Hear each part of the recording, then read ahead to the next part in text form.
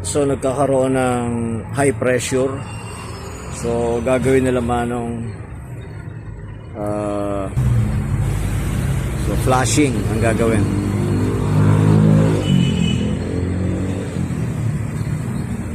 So 6 years na to. Ngayon lang mafa-flashing. Hindi ko na pinabaklas, flashing lang muna.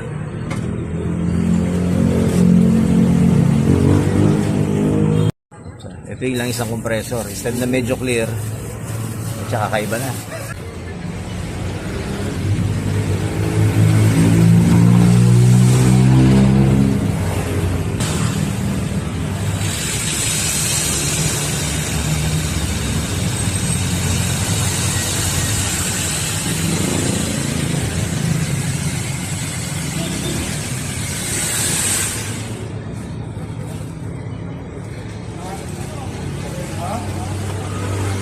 Ang itim pa rin ng langis na lumalabas. So, hirap ang kompresor, hilaw ang lamig.